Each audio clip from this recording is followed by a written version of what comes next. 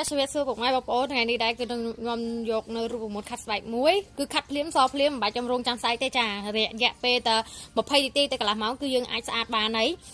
នៅក្នុងនោះគឺមាន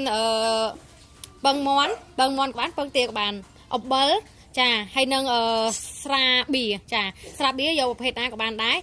ទឹកឃ្មុំបើសិនជាអត់មានទឹកឃ្មុំយកវីតាមីនក៏បានដែរចាឥឡូវចូលទៅមើលការលាយរូបមន្តទាំងអស់គ្នាមុននឹងចូលការលាយរូបមន្តទាំងអស់នេះសូមជួយ like និង subscribe នៅ channel របស់នាងខ្ញុំមួយផងហើយកុំភ្លេចដាក់រូបកណ្ដឹងដើម្បីទទួលបាននៅវីដេអូថ្មីចាជាដំបូងយើងចាក់ពងមាន់មកចាក់ពងទាមកចូលក្នុងនេះមកចា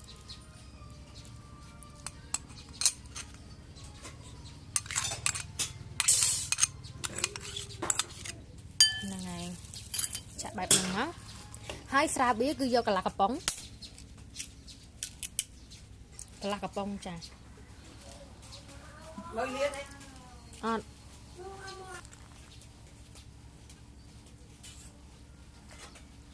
ចាកន្លះកំប៉ុងហើយចំពោះទឹកឃ្មុំគឺដាក់មួយស្លាបព្រាបាយ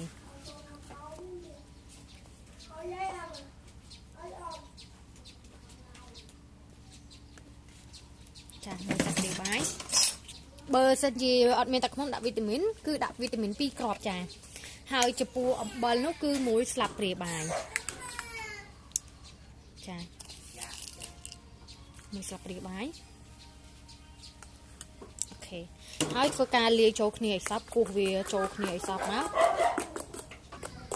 ចាធ្វើការលាយបែបគ្នាចូលគ្នាឲ្យបែបហ្នឹងទៅវារៀងរាវប៉ុន្តែអត់អីទេយើងអាចយកបលៀបលើខ្លួនយើងបានអញ្ចឹងណាគ្រាន់ថាវាមិនខាប់មិនអាចទុំនៅលើនិយាយទៅវាមិនអាចជាប់នៅលើស្បែកយើងបានហើយអញ្ចឹងណាចាគ្រាន់នេះរៀងពិបាកខាត់តិចប៉ុន្តែនេះគឺខាត់ភ្លាមគឺសភ្លាមមិនបាច់ចាំរងចាំស្អែកទេ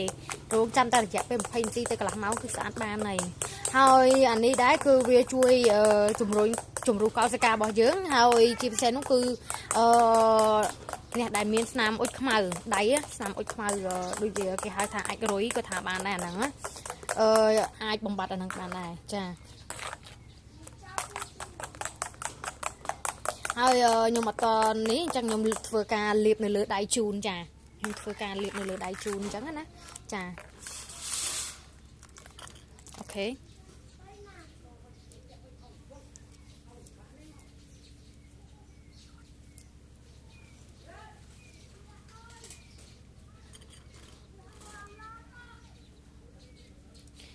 លាបនៅលើដៃចៃទៅយើងលាបបើសិនជាលាបនៅលើដងខ្លួន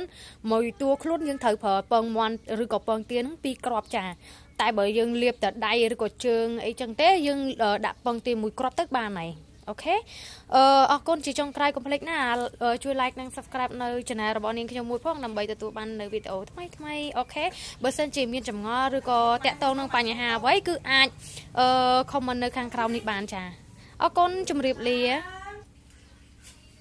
អូខេចា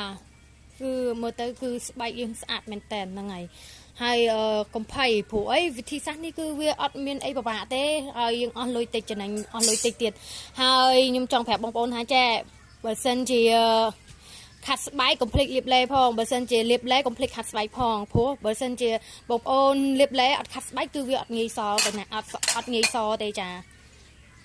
អញ្ចឹងខ្ញុំមានតែប៉ុណ្្នឹងទេអរគុណចំពោះការតាមដាននៅវីដេអូរបស់នាងខ្ញុំចាអរគុណជម្រាបលា